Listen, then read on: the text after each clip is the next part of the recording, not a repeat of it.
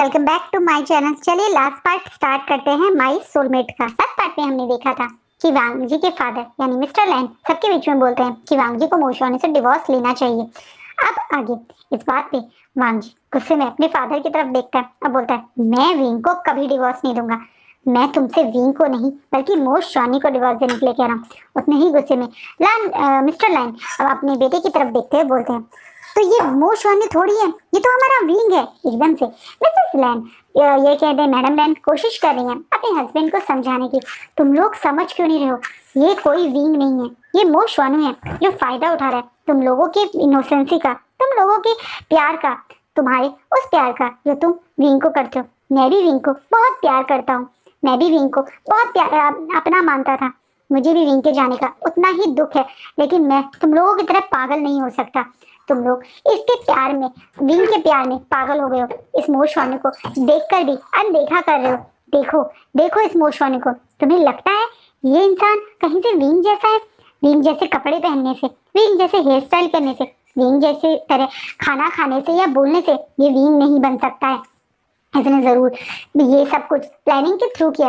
इसके फादर ने भी मुझे बताया था कि ये इंसान बहुत तेज है, जैसा ये ऊपर से दिखाता है वैसा नहीं है, ये अंदर से उतना ही तेज है। मैं इसे इनोसेंट समझ रहा था, लेकिन मुझे अब समझ में आ गया कि सचमुच में ये कितना शातिर है। इसने तुम लोगों को एक्सीडेंट के बाद ऐसा दिखाया कि ये ही विंग है, लेकिन ये विंग नहीं है, मोशवानू है। ये चीज याद रखो तुम लोग। इस बात पे एकदम से वांग जी बोलता है नहीं ये मेरा विंग है, यही मेरा विंग है। बार बार विंग की तरफ देख के वांग जी ये बोलता है, लेकिन विंग तो जैसे बिल्कुल चुप खड़ा है। एकदम से पीछे से दो लोग एंट्री करते हैं और ये कोई और नहीं बल्कि मिमी और मिस मास्टर मो है। मास्टर मो और मिमी एंट्री करते हैं। ये झूठ बोल रहा है तुमसे वांग जी, ये बहुत तेज है, ये बहुत शातिर है। तुम्हें पता है इसने मुझे मारने की कोशिश करी, इसने मुझे मेंशन में जानबूझ के जहर वाला सूप पिलाया ताकि मैं मर जाऊं और तुम्हारे सामने इसका ये सच ना ला पाऊं। ये तुम्हारे सामने नाटक कर रहा है विभूषण बनने का, लेकिन असल में ये मोशवानू ही है। मैंने इसकी बात सुनी थी इसके किसी दोस्त से फोन पे करते हुए, जिसमें ये बता रहा था कि ये तुम्हारे और तुम्हारी पूरी फैमिली के सामने नाटक करेगा विभूषण बनने का, और उसी तरह से कि तुम लोगों का फायदा उठाएगा। ये नाटक कर रहा है, ये कोई असलियत में विभूषण नहीं है। इसने विभूषण के बारे में किसी से पता करा है, विभूषण की हर चीज को इसने अब तक सीख कर तब उसके जैसा ये बिहेव कर रहा है। इस बात पे वांग जी को बहुत गुस्सा आ जाता है और वांग जी बोलते तुम मुझे पागल समझती हो, मैं अपने विंग को नहीं पहचान सकता, ये विंग ही है और तुम ये बकवास करनी बंद करो, इससे पहले मैं तुम्हें इस घर से धक्के मार के बाहर निकाल दूँ। अम्मी वांग जी का इस तरीके से उसे बात करता देख के और ज्यादा नाटक करते हुए बोलती है वांग जी ये तुम्हें क्या हो गया है? तुम मुझे नहीं पहचान पा रहे हो? मैं तुम्हारी दोस्त हूँ, पिछले 8 साल से मैं तुम्हें इतने अच्छे से संभाल रही हूँ। तुम्हें लगता है कि मैं तुमसे झूठ बोलूंगी? और क्यों झूठ बोलूंगी मैं तुमसे? क्या मिलेगा मुझे मुझे तुमसे झूठ बोल के? तुम अच्छे से जानते हो मैं तुम्हारी कितनी ख्याल रखती हूँ, तुम्हारी दोस्त हूँ मैं, तुम्हारे बारे में हमेशा भला ही सोचूंगी। इसलिए मैं तुमसे ये कह रही हूँ अंकल आप मेरी बात का यकीन कीजिए। इसे पता चल गया था कि मैं इसका सच जानती हूँ और सबके सामने इसका सच सामने ना आ जाए, इसलिए इसने मुझे मारने की कोशिश की थी। इसने तो तुमसे झूठ बोला कि मुझे फूड पॉइजन हो रही है, मुझे कोई फूड पॉइजन नहीं हो रही। देखो मेरी रिपोर्ट, इसमें साफ है कि किसी ने मुझे जहर दिया था। इस बात को मिमी बड़े चेहरे पे कनेक्ट से स्माइल देते हुए बोलते हैं। वांग जी भी ये चीज देख के काफी शॉक हो जाता है और विंग की तरफ देखता है, पर विंग बिल्कुल चुप खड़ा है, जैसे कि वो मिमी को जो उसे बोलने देना है बोलने दे रहा है। इस बात पे वांग जी अब अपने पूरी रिपोर्ट के साथ विंग के पास आता है और बोलता है विंग तुमने मुझसे झूठ क्यों बोला था? ये रिपोर्ट में तो सचमुच में है कि मिमी को जहर दिया था। विंग क्या हुआ था मुझे सच बताओ, मैं जानता हूँ तुम मुझसे झूठ नहीं बोलोगे और जो तुम बोलोगे मैं उसी बात पे ट्रस्ट करूंगा। इससे पहले विंग कुछ बोलता एकदम से मिस्टर लैन बोलते हैं तुम पागल हो गए, तुम इस इंसान की बात पे ट्रस्ट करोगे? तुम्हारे सामने सबूत है, उसके बाद भी ये इंसान तुमसे झूठ बोल रहा है, तुम्हारे को अपने प्यार में के झूठे वादे करके रहा है। ये इंसान इस लायक नहीं है वांग जी कि तुम्हें इस पे ट्रस्ट करना चाहिए। अब विंग बिल्कुल चुप खड़ा है, कुछ नहीं बोल रहा। तो वांग जी को मन में घबराहट हो रही है, उसे समझ में नहीं आ रहा है कि विंग क्यों नहीं कुछ बोल रहा है। वहीं एकदम से लान शिचैन जो शायद समझ गए कि विंग क्यों चुप खड़ा है, आगे आके बोलते हैं सही कह रहे हैं फादर। वांग जी ये इंसान सचमुच हो सकता है हमें झूठ बोल रहा हो, हमारे साथ धोखा कर रहा हो, हमें तुरंत के तुरंत इसे घर से बाहर निकाल देना चाहिए। तुम जैसा झूठा इंसान जो हमारे विंग का नाटक कर रहा है और पता नहीं क्या कर सकता है हमारे साथ, इसी समय हमारे घर से बाहर चले जाओ। चिल्लाते हुए वैन शिचैन बोलते हैं। वांग जी अब शॉकिंगली अपने ब्रदर की तरफ देख रहा है। मैडम लैन भी कुछ समझ नहीं पा रही है, कौन सच बोल रहा है कौन झूठ बोल रहा है, क्योंकि ये लोग मिमी पे ट्रस्ट भी करते हैं। हाँ, जब तक विंग इनकी लाइफ से गए तब से ये मिमी के इन लोगों के पास आई हुई है। एकदम से 8 साल का ट्रस्ट इन लोगों के लिए भी तोड़ना, मतलब एकदम से किसी और पे ट्रस्ट करना थोड़ा मुश्किल है। विंग की बातें पहले ये ज़्यादा ट्रस्ट करते, लेकिन अब इनके फादर की बात और इस तरह से मिमी का ये बोलना कि उसने खुद सुना है इन्हें, इन बातों की वजह से मैडम लैन भी अब कंफ्यूजन में है। तुरंत मिस्टर लैन बोलते हैं, सही कह रहा है शिचैन, तुम इसी वक्त अपने मोक मेंशन चले जाओ, हम तुम्हें कल ही कल डिवोर्स देंगे। तुम्हारा हमारी फैमिली से कोई लेना देना नहीं है। तुम जैसा शातिर इंसान मेरी लाइफ के लिए, मेरे करियर के लिए, मेरे बच्चों के लिए कितना बड़ा खतरा बन सकता है मैं समझ चुका हूँ। चले जाओ तुम हमारे घर से। वहीं वांग जी तो बस विंग की तरफ कंटिन्यूसली देख रहे हैं, जैसे उसने कहा वो विंग के मुंह से कुछ सुनना चाहता है। एक बार विंग सच बोल दे तो ये उसके फादर भाई कोई उसे इस घर से बाहर नहीं निकाल सकता, उसके विंग को उससे दूर नहीं कर सकता। लेकिन उसके लिए एक बार विंग को उसे कुछ बोलना चाहिए कि लंजा मैं विंग ही हूँ या मैंने क्यों झूठ बोला। पर विंग ऐसा कुछ नहीं बोलता, चुपचाप वहाँ से जाने लगता है। और ये बात अब वांग जी को बहुत ज़्यादा स्ट्रेस दे देती है। वो दौड़ के इनका हाथ पकड़ता है और बोलता है, नहीं तुम यहाँ से नहीं जाओगे, मुझे बिना सच बताए, बिना मुझसे कुछ बोले मैं तुम्हें यहाँ से नहीं जाने दूंगा। इस बात पे मिमी थोड़ा घबरा जाती है। उसे लगता है कि अगर वांग जी इसको नहीं जाने देगा तो उन लोगों का प्लान कैसे एक तरह से सक्सेस होगा। इसलिए वो तुरंत वांग जी का हाथ को पकड़ लेती है, जैसे उसने विंग को पकड़ा हुआ है, और उसे हटाते हुए बोलते, वांग जी ये तुम्हें क्या हो गया, तुम इस जैसे इंसान पे ट्रस्ट करोगे? याद करो कैसे तुम्हारे विंग को इस इंसान ने अपनी कार से कुचला था। तुम्हें याद है ना तुम्हारी विंग की वो डेड बॉडी जो तुम्हें हॉन्ट करती थी? याद करो तुम्हारी विंग की वो डेड बॉडी, तुम्हारी विंग की वो लास्ट वर्ड्स, इसकी वजह से तुम्हारा विंग तुमसे दूर हो गया था। मिमी अब वांग जी को उसे ट्रॉमा में ले जाना चाह रही है, उसे वो पुराना टाइम याद दिलवाना चाह रही है, और जब उसने विंग को खोया था। वांग जी की वो सबसे ज़्यादा पेनफुल मेमोरी है। उस चीज़ से वांग जी हमेशा ट्रॉमेटाइज हो जाता है, डिप्रेस हो जाता है, कभी कभी उसे पैनिक अटैक भी आ जाता है। मिमी ये जानती है, इसलिए वांग जी का ध्यान वो उस जगह करना चाहती है ताकि दोबारा से वांग जी को पैनिक अटैक आ जाए या कुछ ऐसा हो जाए जिससे उसका ध्यान इस समय विंग को रोकने से हट जाए। वहीं विंग को इस समय गुस्सा तो इतना आ रहा है कि वो मिमी का गर्दन ही दबा देना चाहता है कि उसकी लंजा को दोबारा से उन बुरी मेमोरीज के अंदर धकेल रही है। ये चीज़ कैसे देख सकता है विंग, लेकिन विंग कुछ नहीं बोल पाता है। अब एकदम से मतलब मिमी की बात सुन के वांग जी को एक बात याद आती है, और वांग जी लंजा विंग की तरफ देखता है और बोलता है, मैंने तुम्हें कैसे प्रपोज किया था विंग, बस मुझे ये बता दो, और उसके बाद तुम यहाँ से चले, तुम्हें दुनिया की कोई ताकत कुछ नहीं कर सकती, तुम यहाँ से चले जाओ, ऐसा मैं होने ही नहीं दूंगा। विंग बताओ उस दिन मैंने तुम्हें कैसे प्रपोज किया था। वांग जी को अचानक से ये बात इसलिए याद आई कि आज से पहले कई बार वांग जी जब विंग से उन दोनों की पर्सनल बातें करता था तो विंग उस टॉपिक को अवॉइड करता था। वो ऐसा इसलिए करता था क्योंकि वो हिस्टोरिकल वाला विंग है तो उसे मॉडर्न विंग वाली बातें याद नहीं है। वहीं अब वांग जी को मिमी की उस ट्रॉमा वाली बात याद दिलाने से अचानक से वो बात स्ट्राइक हुई दिमाग में, इसलिए वांग जी ने पूछा। तो चुप खड़ा है, वो कुछ नहीं बोलता। वांग जी दोबारा से विंग का हाथ पकड़ता है और बोलता है, विंग कुछ बोलो। अब मिमी वांग जी का हाथ हटा के हम अपनी साइड करने की कोशिश करती है, बोलती है, तुम्हें क्या हो गया है वांग जी, तुम इस इंसान से क्या सुनना चाह रहे हो? इस इंसान ने तुम्हारे विंग को मारा है, याद करो कैसे मारा था तुम्हारे विंग को। तुम्हारे विंग के बिना तुम्हारे वो 8 साल रोज तुम्हारी विंग की वो यादें, उसके पेरेंट्स का मरना, उसके पेरेंट्स का टूट दिल के मरना, और अपने बच्चे को याद करते हुए वो बातें याद है ना, और ये सब इस पर्सन की वजह से हुआ था, तुम ये कैसे भूल सकते हो? अचानक से मिमी वांग जी को दोबारा से मो शॉनू के प्रति उसका जो एंगर है, गुस्सा है, उसे याद दिला रही है। और अब वांग भी कुछ ना बोल के सीधा बाहर निकल जाता है क्योंकि वो नहीं चाहता कि मिमी और ज़्यादा वांग जी को टॉर्चर करे और ज़्यादा वांग जी को पुरानी हर्ट करने वाली बातें बोले। वहीं इस तरीके से विंग का कुछ ना बोल के इस घर से चले जाना मैडम लैन और वांग जी को बहुत ज़्यादा हर्ट करता है। उन्हें लगता है सचमुच में इसका मतलब ये मो शुआन ही था जो उनकी फीलिंग्स के साथ खेल रहा था, ऐसा मैडम लैन को लग रहा है। वहीं दूसरी तरफ वांग जी इस बात को समझ नहीं पा रहा है, उसका दिल उससे झूठ नहीं बोल सकता और उसका दिल जानता है ये विंग ही है, लेकिन विंग कुछ क्यों नहीं बोल रहा, वो यहाँ से क्यों चला गया, वांग जी यही सोच रहा था।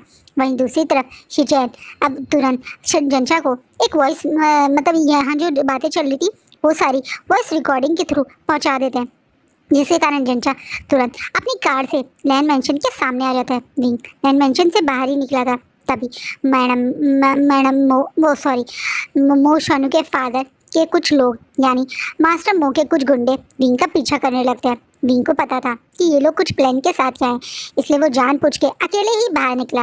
वो लोग विंग को किडनैप कर लेते हैं। ये चीज़ जंचा ने भी देखी। जंचा उन लोगों का पीछा करता है और ये चीज़ लान शिचैन को इन्फॉर्म कर देता है। लान शिचैन ये सुन के थोड़ा परेशान तो होते हैं, लेकिन वो देख रहे हैं कि अभी मिमी और मास्टर मो यहीं हैं, तो वो अभी शांत है। वहीं मास्टर मो और मिमी उन लोगों के सामने और नाटक करते हैं, उन लोगों के सामने और मो शानू के बारे में गलत गलत बोलते हैं, झूठ बोलते हैं कि मो शानू बहुत तेज है, उसने ये सब कुछ प्लानिंग पहले से की थी, उसने सुसाइड अटेम्प्ट भी सोच के ही किया होगा कि वो इस चीज़ का फ़ायदा उठा के आराम से इनके सामने नाटक करेगा विंग बनने का, वो ये सारी बातें बोल रहे थे। वहीं वांग जी तो अपनी ही सोच में गुम था, उसके कानों में तो इन लोगों की कोई बात नहीं आती है। वो उधर तुरंत उस जगह से उठ के बाहर की तरफ भागता है, जैसे वो विंग से एक बार बात करना चाहता है। वहीं मिमी भी वांग जी के पीछे ही जाने लगती है, लेकिन मास्टर मो उसका हाथ पकड़ लेते हैं और इशारा करते हैं कि वो काम हो चुका है, क्योंकि उनके पास भी मैसेज आ चुका था। मिमी इसलिए चुपचाप से अब मैडम लैन के पास बैठ के उनके सामने नाटक करने लगती है। मदर, मैं जानती हूँ आप बहुत सॉफ्ट हो, आप बहुत प्यारे हो, इसलिए लोग आपको बुद्धू बना देते हैं, ऐसे ही उसने मेरे ब्रदर ने आपके साथ किया, इस टाइप के नाटक करने लगते हैं। ये दोनों यहाँ अच्छा खासा आधा घंटे तक और नाटक करते हैं और उसके बाद वहाँ से एक्सक्यूज़ बना के निकल जाते हैं। वहीं दूसरी तरफ वांग जी अपनी कार से इधर उधर विंग को ढूंढ रहा है। अचानक से विंग कहाँ गायब हो गया, उसे ये समझ नहीं आया। वो अभी थोड़ी देर पहले ही तो लैंड मेंशन से निकला था, लेकिन लैंड मेंशन के बाहर वो कहीं दूर दूर तक नहीं है। दूसरा, वो तुरंत वहाँ से मो मेंशन भी गया, वहाँ भी विंग नहीं है, उसे गार्ड से पता चल गया, इसलिए वो तुरंत अब विंग को इधर उधर ढूंढ रहा है। उसका मन बहुत घबरा रहा है अपने विंग के लिए। वहीं शिचैन जैसे ही मास्टर मो और मिमी वहाँ से निकलते हैं तो उनका पीछा करने लगते हैं। वहीं दूसरी तरफ जंचा भी उस जगह हाइड है जहाँ पे विंग को किडनैप करके लेकर गए। वहीं जैसे ही शिचैन देखते हैं कि जंचा और वो एक ही लोकेशन पे पहुँच गए तो वो समझ गए कि विंग का किडनैप करने वाला कोई और नहीं बल्कि ये दोनों हैं। शिचैन अब जंचा को बोलते हैं कि शायद यही विंग का प्लान था और अब हमें उसके प्लान के अकॉर्डिंग ही करना चाहिए। वो एकदम से अपनी पूरी फैमिली को यानी विंग की फैमिली और उनके दोनों पेरेंट्स को और वांग जी को इस जगह की लोकेशन भेज देते हैं, मैसेज डाल के हेल्प, जिससे वो लोग डर जाते हैं कि शायद शिचैन किसी परेशानी में है। वो सब लोग वहाँ से निकल जाते हैं काफ़ी सारे पुलिस ऑफिसर्स के साथ में, ये सोच के कि उनका एक लौता बेटा शायद किसी प्रॉब्लम में। वो तो ये सोच के वहाँ पहुँचते हैं कि वो वहाँ पे शिचैन को कोई प्रॉब्लम में है। वहीं एक पुराने से बड़े से वेयर हाउस में विंग को एक जंजीर से बांध के हवा में लटकाया गया है, जिससे उसका मुंह नीचे की तरफ है। जब इन लोगों ने उसे किडनैप किया था उसके बाद इन लोगों ने विंग को बहुत पीटा भी, या ये कह दे मो शानू को। विंग चुपचाप से इनसे पिटाई भी खाता रहा, क्योंकि वो जानता था कि अगर वो कुछ रिएक्ट करेगा तो ये इन लोगों को लगेगा कि ये उनका प्लान बिगड़ गया, और वो ऐसा नहीं चाहता। वो चाहता है ये लोग यही सोचे कि इनका प्लान सक्सेस हो रहा है पूरे वैसे ही जैसा ये सोच रहे हैं। अब मिमी और मास्टर मो उस जगह एंट्री करते हैं। उनके चेहरे पे काफ़ी बड़ी स्माइल है और उनके अंदर ये खुशी है कि अब वो यहाँ पे विंग को मार देंगे तो किसी को ये पता भी नहीं चलेगा। सब लोग सोचेंगे मो शानू ने नाटक किया था और उसके बाद वो कहीं भाग गया था। मास्टर लैन तो वैसे भी कल अनाउंस कर ही देंगे कि मो शानू और वांग जी का डिवोर्स हो गया है, तो आराम से ये लोग अब अपने प्लान में सक्सेस हो जाएंगे। वहीं अब धीरे धीरे सारी कार्स वहाँ आ चुकी हैं। एक तरीके से शिचैन ने थोड़ा दूर पे ही लोकेशन भेजी थी, एग्जैक्ट वेयर हाउस पे नहीं, वेयर हाउस से करीबन आधा किलोमीटर दूर पे अपनी लोकेशन भेजी थी। जब वहाँ पे शिचैन को अकेला खड़ा देख के ये सब लोग उसके पास पहुँचते हैं तो शिचैन बोलता है कि वो इन सबको कुछ दिखाना चाहता है, लेकिन उनसे उसके लिए इन सबको शांत रहना पड़ेगा। और इन्हें उस लोकेशन पे ले जाता है। वहाँ पे वांग मतलब एक तरफ से जंचा भी छिपा हुआ है और हर चीज़ की रिकॉर्डिंग भी कर रहा है। इनकेस किसी को आने में देर हो जाए तो उसके पास वो रिकॉर्ड होना चाहिए, इसी कारण वो वहाँ पे छुपा हुआ है। वहीं विंग अब देख रहा है कि ये लोग कितना मुस्कुरा रहे हैं। अब मिमी हंसते हुए, पागलों की तरह हंसते हुए अपने हाथों से दोनों से ताली बजाते बोलते हैं, वाओ वाओ वाओ, लाइफ में शायद मैं पहली ही एक लौती ऐसी इंसान होगी जो एक बार नहीं बल्कि दो दो बार एक ही इंसान का मर्डर करूंगी। पहले भी मैं ही थी, किसी ने तुम्हें इस दुनिया से आज़ादी दिलवाई थी, और अब भी मैं ही हूँ। पहले भी मैं ही थी जिसने तुम्हें मारा था विभूषण, और इस बार भी मैं ही होंगी। तुम्हें अजीब नहीं लगता बार बार मेरे हाथ से मरते हुए बेशर्मों की तरह वापस आके क्या साबित करना चाहते थे तुम सोच रहे थे कि तुम मुझसे वांगजी को ले लोगे। वांगजी मेरा था जो गलती से तुम्हारे पास आ गया था, और अब वो मेरा ही रहेगा। तुम कभी भी वांगजी को मुझसे दूर नहीं कर सकते। वो मेरा वांगजी है और मेरा ही रहेगा। इस बात को बोल के मिमी विंग की तरफ एक जोर से थप्पड़ मारती है। विंग जिसके दोनों हाथ हवा में ऊपर की तरफ बंधे हुए हैं और उसका मुंह नीचे की तरफ है, चेहरे से का ब्लड निकल रहा है। मिमी के इस थप्पड़ के बाद अचानक से विंग के मुंह से और ज़्यादा ब्लड निकलता है और मिमी इस बात पे हंसती है। तुम्हें क्या लगा था तुम बहुत ज़्यादा स्ट्रांग हो? तुम हमेशा से कुछ नहीं थे विभूषण, अपने आप को लकी मानते थे क्योंकि तुम्हारे साथ वांगजी था, लेकिन बहुत जल्दी तुम देखो वांगजी मेरे साथ होगा। मैं तुम्हें उस दिन तक जिंदा रखूंगी और ऐसे ही तड़पाती रहूंगी जिस दिन तक मेरी और वांगजी की शादी नहीं हो जाती। तुम्हें अपने और वांगजी की हनीमून की भी पिक्स और वीडियोस में शेयर करूंगी और उसके बाद मैं तुम्हें मारूंगी। रोज़ तुम्हें तड़प तड़प के मरता हुआ देखना चाहती हूँ मैं। उस दिन भी मैं तुम्हें ऐसे ही तड़पाना चाह रही थी। शायद उस दिन मैं तुम्हें मारा, ये मेरी लाइफ का सबसे बेस्ट डिसीजन रहा। तुम हमेशा के लिए वांगजी की लाइफ से दूर हो गए और मुझे मेरे उस सड़े हुए भाई मोशवानी से भी आज़ादी मिल गई। एक साथ दो फायदे हुए, मोशवानी भी बाहर और तुम भी इस दुनिया से बाहर। लेकिन तुम इस तरीके से वापस आके मेरा सच सबके सामने ले आओगे, तुम्हें ऐसा लगा था? इस बात पे मिमी बहुत ज़ोर ज़ोर से हंसने लगती है। मैं दोबारा अब मास्टर मो अपनी जगह से आगे आते हैं और बोलते हैं, बिल्कुल सही सोच रही हो तुम, मैं भी इसे तड़पते हुए देखना चाहता हूँ। इसने मेरे ऊपर हाथ उठाया था ना। और ये बात बोलने के बाद अचानक से मास्टर मो पास में पड़े हुए रॉड जैसे डंडे से विंग के बहुत ज़ोर से चेस्ट पे हिट करते हैं, जिसके कारण विंग दोबारा से जोर से चीखता है। अब जंचा जो काफ़ी देर से हाइट था और जिसे वो रिकॉर्डिंग अब मिल चुकी है, वो अपने ऊपर कंट्रोल नहीं कर पाता। वो नहीं देख सकता कि ये विंग को और पीटे, क्योंकि काफ़ी देर से ये विंग को टॉर्चर होते हुए देख रहा था और विंग उसका दोस्त है, जो उन्हें चाहिए था वो मिल गया है।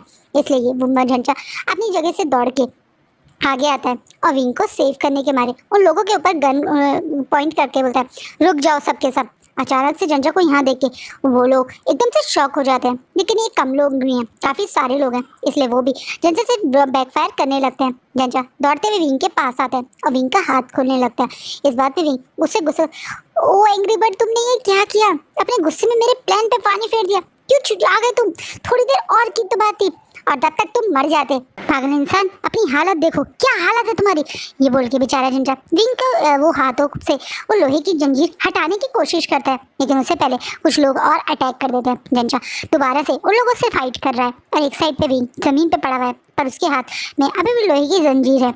एकदम से मिमी ये सोच के कि अगर आज विंग बच गया तो उसका सच सामने ना आ जाए, गुस्से में एक लोहे की रॉड जिससे उसके फादर ने उसे मारा था धड़ाम करके विंग के सर पे मार देती है। वहीं पीछे से विंग के सर पे जैसे ही रॉड गिरती है वो नीचे की तरफ गिर जाता है और पीछे से विंग करके चीखता हुआ एक फिगर दौड़ते हुए आता है, जैसे धूप में इस तरीके से यहाँ से निकलते आते हुए देख के यहाँ पे देख के मिमी के चेहरे पे हवाइयाँ आ जाती है।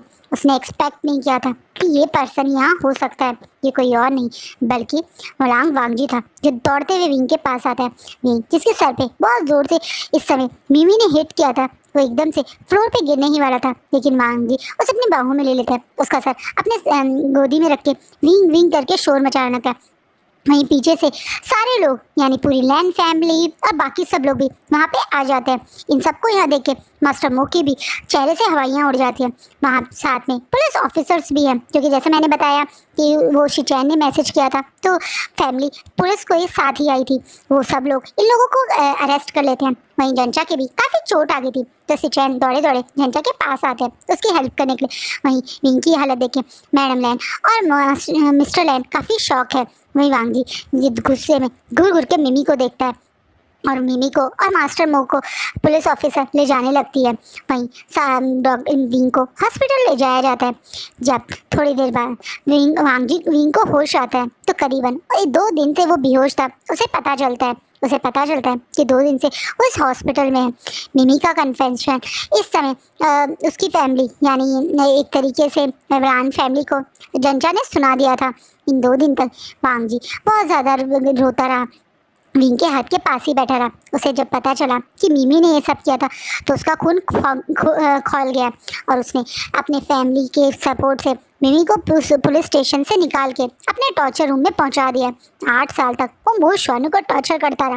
मिमी की वजह से उस इनोसेंट को इन सब ने कितने कैसे ट्रीट किया ये सुन के इन सब के दिल में दर्द होता है। वही विंग की इस समय हाउस हॉस्पिटल में बेहोश है। इसलिए विंग की फैमिली यानी वी चांस और चांसा सरन भी हॉस्पिटल में आते हैं।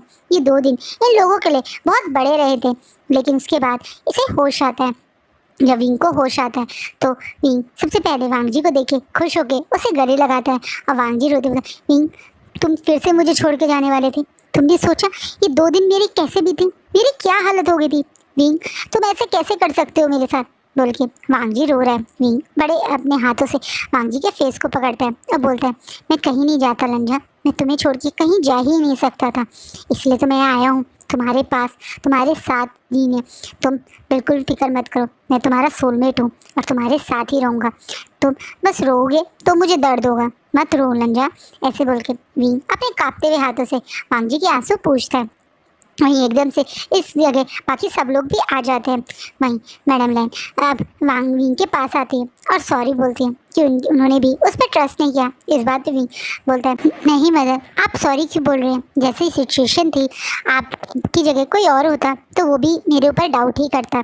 इस बात पे सामने खड़े मिस्टर लैन जिसे इस चीज़ पे कुछ भरोसा नहीं हो रहा। हाँ मिमी का सच सामने आ गया, मो शुआनु इनोसेंट प्रूफ हो गया। उस चीज़ के लिए वो भी बहुत खुश है। उन्हें भी मो शुआनु के साथ जो 8 साल से हुआ है वो सब जानना के बहुत ज़्यादा दुख हुआ था, लेकिन वो ये बात मानते नहीं हैं। इसलिए वो बोलते हैं, मो शुआनु तुम अब मेरी फैमिली को झूठ मत बोलो, मैं जानता हूँ तुम मो शुआनु हो, तुम्हारे साथ जो हुआ उसके लिए मैं सॉरी हूँ, लेकिन प्लीज़ मेरी फैमिली के सामने अब ये झूठ मत बोलो, सबको सच बता दो कि तुम मो शुआनु ही हो। अब सारी फैमिली घूर घूर के मिस्टर लैन को देखने लगी है, क्योंकि मिस्टर लैन ने अब 2 दिन में उन लोगों से सॉरी बोला कि उन्होंने मतलब मास्टर मो और उसकी बात मतलब एक तरीके से मिमी की बात पे ट्रस्ट किया, लेकिन एक बार भी ये चीज़ एक्सेप्ट ही नहीं करी है कि वो विंगी है। अब मैडम लैन दोबारा बोलती है, ये आप क्या बोल रहे हैं, चलिए रूम से बाहर चलते हैं, अभी उसे रेस्ट करने दीजिए। इस बात पे वांग जी भी अपनी मदर की बात पे अग्री करते रहे। यस फादर आप यहाँ से जाइए, हम इस बारे में बाद में बात करेंगे। अचानक से उसके फादर बोलते हैं, वांग जी मैं तुम लोगों के 2 दिन से गुस्से और नफरत भरी नज़रों को सह रहा हूँ और मैं चाहता था इस इंसान को जल्दी से होश आए और तुम लोग भी इस चीज़ से बाहर आओ। मैं तुम लोगों की गुस्से और नफरत को झूठ के लिए नहीं सहूँगा। ये इंसान मो शुआनु है, ये बात मानो तुम लोग। अगर तुम चाहते हो मो शुआनु के साथ रहना तो मैं तुम्हें नहीं रोकूंगा, क्योंकि अब ये चीज़ प्रूव हो चुकी है कि मो शुआनु इनोसेंट था, कोई मर्डरर नहीं है, इसलिए तुम इसके साथ रह सकते हो, लेकिन विंग बोलना बंद करो वरना मेरी पूरी फैमिली को लोग पागल समझेंगे। इस बात पे वांग जी अपने फादर की तरफ गुस्से में देखकर, फादर आप यहाँ से बाहर जाइए। अब मैं चांसा सरन और वी चांसे भी इन दोनों फादर और बेटे की बहस में पढ़ना नहीं चाह रहे हैं, लेकिन उन्हें भी गुस्सा आ रहा है मिस्टर लैन के ऊपर। मिस्टर लैन क्यों नहीं समझ रहे इन लोगों की फीलिंग को। मिस्टर लैन भी अपनी जगह गलत नहीं है, वो एक प्रैक्टिकल इंसान है। आत्मा वात्मा की बातें वो कहाँ समझेंगे, सोल वोल चेंज की बातें उन्हें कहाँ समझ में आ रही है, इसलिए वो ऐसी बातें बोल रहे हैं। वहीं अब मिस्टर लैन जो पूरे गुस्से में है वो बोलते हैं, अगर मैं झूठ बोला तो क्यों ये इंसान तुम्हारे सवालों का जवाब नहीं दे पाया, क्यों नहीं बता पाया कि उस दिन इसके साथ हुआ क्या था, क्यों इसे सबूतों की ज़रूरत पड़ी, ये तो खुद आके बता सकता था ना। कि उस दिन क्या हुआ था। पूछो, अगर ये विंग है तो विंग के साथ उस दिन हुआ क्या था, कैसे हुआ था उसका एक्सीडेंट। तुमने तो इससे तुम्हारे प्रपोज वाली बात भी पूछी थी ना, बताओ कैसे किया था विंग ने तुम्हें प्रपोज, वांगजी ने तुम्हें प्रपोज। बोलो, अगर तुम ही विभूषण हो तो मुझे भी बताओ, सबको बताओ। इस बात पे वहाँ मतलब सब लोग विंग की तरफ देखने लगते हैं। वही विंग जो पहले शांत था, वो अब अपनी जगह से थोड़ा सा सीधा होकर बैठने की कोशिश करता है, जिसे दौड़ के वहाँ पे वांगजी हेल्प करता है। विंग वांगजी की तरफ देखता है और बोलता है, आपका बेटा जो दुनिया के लिए सबसे ज़्यादा कोल्ड हार्टेड है, कभी मुस्कुराता नहीं है, पर मेरे लिए वो दुनिया का सबसे प्यारा अल्फा है। उस दिन वांगजी ने मुझे आपके और आपकी वाइफ के जैसे प्रपोज किया था, सेम उसी तरीके से मुझे प्रपोज किया था। उसी तरीके से वांगजी ने उसी रिंग के साथ मुझे उसी जगह यानी आपके पुराने लैंड मेंशन के उस पुराने ग्राउंड में प्रपोज किया था। वो लैंड्स का ग्राउंड जो आप लोगों ने वहाँ पे ऑक्यूपाई किया हुआ है, ताकि आप वहाँ पे कोई बड़ा म्यूजियम या कुछ ऐसा बनाएं, चिल्ड्रन पार्क जिसमें बहुत सारी हैप्पीनेस तो आए, लोग खुशी से आए। अब वहाँ उस ग्राउंड को उसी तरीके से सजाया था वांगजी ने, जिस तरीके से एक टाइम पे आपने अपनी वाइफ के लिए सजाया था। उसी तरीके से मेरे लिए वहाँ पे वो टेबल सजाई थी, जैसे एक टाइम पे आपकी ने अपनी वाइफ के लिए सजाई थी। वही ब्लू कलर की ब्लू जेड की डायमंड रिंग मुझे गिफ्ट की थी, जो आपने अपनी वाइफ को गिफ्ट की थी। वही डायमंड रिंग जो हर सदियों से लैंड फैमिली में आ रही है, वही रिंग वांगजी ने मुझे उस दिन शादी के लिए प्रपोज करते हुए दी थी। ये बात सुनने के बाद मिस्टर लैंड और वांगजी दोनों की आंखें शौक में बड़ी हो जाती हैं। ये सारी बातें सिर्फ बहुत सिलेक्टिव लोग ही जानते हैं, जैसे वांगजी की फैमिली, मिस्टर लैंड कि उन्होंने कैसे अपनी वाइफ को प्रपोज किया है। ये बात सिर्फ वो और उनके बच्चे जानते थे, और अब रिंग ये बातें बोल रहे हैं तो उन्हें भी शौक लगता है। वो रिंग जो रिंग की बात मतलब जिस रिंग की बात विंग कर रहा है, वो रिंग सचमुच में इनकी फैमिली की बहुत स्पेशल रिंग है, और विंग को इस रिंग के बारे में पता है, यानी ये विंग ही है। अब मिस्टर लैंड अब बड़ी बड़ी आंखों से विंग की तरफ देखते हैं, और अब उनकी आंखों में भी आंसू आ जाते हैं। वहीं वांगजी भी शॉकिंगली विंग की तरफ देख रहा है। विंग भी स्माइल करते हुए वांगजी की तरफ देख रहा है। जे वहाँ पीछे खड़े लान शुचैन और जंचा भी ये चीज़ समझ नहीं पाए, लेकिन विंग अब वांगजी को गले लगा के अब अपने मतलब मन में याद कर रहा है। वो याद कर रहा है कि उस दिन हुआ क्या था। प्रपोज करने के बाद वो खुशी में, एक्साइटमेंट में अपने घर जा रहा था, अपनी ही कार में, अपने पेरेंट्स को बताने कि आज उसकी और लंजा के मतलब एंगेजमेंट हो गया और लंजा से शादी करेगा। लेकिन रास्ते में ही उसके पास कॉल आया था, मिमी का कॉल, कि उसके लंजा उसके साथ है, और वो लंजा को ड्रग्स देकर अपने साथ यहाँ लाई है। वांगजी उसके विंग को ये बोल के गया था कि वो एक स्पेशल क्लाइंट मीटिंग में जा रहा है, इसलिए विंग को डाउट हुआ कि क्या सचमुच में वो स्पेशल क्लाइंट मिमी के फादर तो नहीं, क्या सचमुच में उसके लंजा को ड्रग्स तो नहीं दे दिया मिमी ने। इसलिए विंग जल्दबाजी में बिना किसी को इन्फॉर्म किए उस लोकेशन पे पहुंच जाता है। लेकिन वहाँ जब जाता है तो देखता है कि मिमी नहीं थी वहाँ पे, मतलब मिमी है वहाँ पे, वांगजी नहीं है वहाँ पे। मिमी विंग को उस लोकेशन पे देख के उसके ऊपर अपनी कार से अटैक कर देती है, और वो खुद विंग को कुचल के मार देती है। विंग को याद था, विंग ने ये बात भी सबके बीच में बताई। ये बात जानने के बाद वांगजी का मुट्ठी बहुत ज़्यादा कस जाती है। उसके नाखून के निशान भी उसके हाथों में इस समय हथेलियों में देख सकता है कोई, इतने गुस्से में है वो। और वो मिमी को उसका बदला जरूर देगा। वो मिमी के साथ उस बुरी तरह से टॉर्चर करेगा, जितना उसने मो शॉनी के साथ किया उससे भी कई ज़्यादा। और इतना ही नहीं, वो मिमी की फैमिली यानी मास्टर मो और मिसेस मो को भी छोड़ने नहीं वाला है। बाद में पूरी मो फैमिली के बारे सच भी सबके सामने आ जाता है। सारे लोग अब मो फैमिली का सच जानकर मो शॉनी के लिए बहुत दुखी होते हैं। वहीं मिस्टर लैंड भी अब समझ चुके हैं कि जो ये बात कही थी वो सच थी। ये लोग विंग को वापस लाते हैं, एक ग्रैंड पार्टी करते हैं। विंग और वांगजी की दोबारा से एक ग्रैंड वेडिंग करवाने की सोचते हैं। अब मो शॉनी और वांगजी की शादी को करीबन 1 साल हो गए हैं, या ये कह दें विंग की शादी को 1 साल हो गया, क्योंकि अब मो शॉनी लगता ही नहीं। उसका फेस भी काफ़ी हद तक चेंज हो गया है। ड्रेस करने का तरीका, तैयार होने का तरीका, मेकअप में थोड़ा सा जो मेकअप करता है ओमेगा वाला, वो मेकअप करने का तरीका बिल्कुल विंग की तरह है। अब तो कोई भी इसे देख के नहीं बता सकता कि ये विंग है या मो शॉनी है। मो शॉनी पहले से भी काफ़ी हद तक विंग जैसा दिखता भी था, लेकिन अब तो वो काफ़ी हद तक क्या पूरा विंग की ही लगने लगा है। विंग और वांग जी की आज एंगेजमेंट एनिवर्सरी पार्टी है जिसमें सब लोग आए हैं। यहाँ आज विंग शायद प्रेग्नेंट है, ये चीज़ भी सबके बीच में अनाउंस हो गई है। विंग प्रेग्नेंट है ये सुन के सब लोग बहुत खुश होते हैं। वहीं जंचा अपने हाथ में बड़ा सा केक का बाउल लेके अब विंग के पास बैठ के होता है। अरे वाह, अब तुम फादर बनोगे। मैं तो सोच रहा हूँ बेचारे उस बेबी का जिसे तुम बर्थ दोगे, भगवान प्लीज़ इसके जैसे ब्रेन सेल मत दे देना उस बच्चे को, वरना कैसे हैंडल करेगी दुनिया। एक ही बच्चा काफ़ी था, अब दूसरा कैसे आ गया। अभी घूर घूर के अपने भाई दोस्त की तरफ देखता है और बोलता है बस करो तुम, वरना मैं तुम्हारी और शिचैनगा की शादी ही कैंसिल करवा दूंगा। ये बोल के कि मैं प्रेग्नेंट हुआ हुआ शादी में अच्छा नहीं लगूंगा। या चाहते हो तुम मैं ऐसा कर दूं? क्या तुम ऐसा करोगे? मेरे दोस्त के नाम पे दुश्मन हो तुम। मैंने तुम्हारी इतनी मदद की और तुम ऐसा बिहेव करोगे? तुम तो मुझसे सच भी नहीं बोल रहे थे। अरे मैंने तुमसे कब झूठ बोला? तुमने मुझसे शुरू में झूठ क्यों बोला था कि तुम किसी हिस्टोरिकल वर्ल्ड से आए हो? तुम तो यहीं के थे ना, तुम्हें सब कुछ पता था, फिर नाटक क्यों कर रहे थे मेरे सामने? इस बात पे विंग के चेहरे पे हल्की सी स्माइल आ जाती है। अब बोलती है अगर मैं कहूँ कि मैं दोनों वर्ल्ड से हूँ तो मतलब? हाँ, विंग हंसता है और याद करता है जब मिमी ने उसके सर पे डंडा मारा था तो उसे याद आ गया था कि उसकी यही सोल है जो दोनों वर्ल्ड में थी। विंग हिस्टोरिकल और मॉडर्न विंग एक ही है, वो विंग एक ही है, यानी विंग का पुनर्जन्म ही था ये मॉडर्न विंग। किसी कारण इस विंग की जब डेथ हुई तो उसी की सोल यानी मोशानु ने जो कहा कि वो हिस्टोरिकल सोल आई है, वो हिस्टोरिकल सोल नहीं थी बल्कि मॉडर्न वर्ल्ड की ही विंग की सोल थी, पर जिसे अपने मॉडर्न वर्ल्ड की बातें याद नहीं रही थी, अपने पहले जन्म वाली यानी हिस्टोरिकल वाली ही बातें याद थी। इसी कारण उसे थोड़ा टाइम लगा, लेकिन मिमी के उस अटैक के बाद उसे वो बातें याद आ गई और यही कारण था कि जितनी भी बातें विंग की यादों की थी वो सारी बातें वांग जी और उसके फादर को बता पाया विंग। पर इससे पहले विंग कुछ बोल पाता सामने से लंजा आ जाता है, जिसे देख के विंग के चेहरे पे एक लंबी सी स्माइल आ जाती है। वांग जी भी विंग के पास आके उससे बोलता है तुमने कुछ नहीं खाया, लो ये खाना खा लो। देखिए मतलब उसके लिए एक खाने से भरी हुई प्लेट लेके उसके पास बैठ के उसे खिलाने लगता है। ये देख के जंचा अपने दोस्त और अपने इस मतलब उसको प्यार करने वाले हस्बैंड को देख के जंजा वहाँ से उठ के चला जाता है।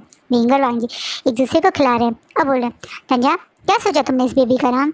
तुम बताओ। बताओ ना लंजा, तुम्हारे दिमाग में कोई तो बेबी का नाम होगा ना? नहीं विंग, अभी कोई नहीं है। लंजा प्लीज़ मुझे जानना है। विंग जब बेबी हो जाएगा हम कर लेंगे डिसाइड, मुझे अभी जानना है, प्लीज़ बता दो ना। अगर बॉय हुआ तो आयुन। इस बात पे विंग की आंखों से हल्का से आंसू बह जाते हैं, क्योंकि लंजा को तो अपने हिस्टोरिकल टाइम का कुछ याद नहीं, पर उसे तो दोनों टाइम का याद है। उसे पता है उसका आयन किस आयन की बात हो रही है। और आज का फैन फिक्शन ही रुकता है। सो होप सो गाइस आपको ये पार्ट अच्छा लगा हो, या मैं ये कह दें ये फैन फिक्शन अच्छा लगा हो।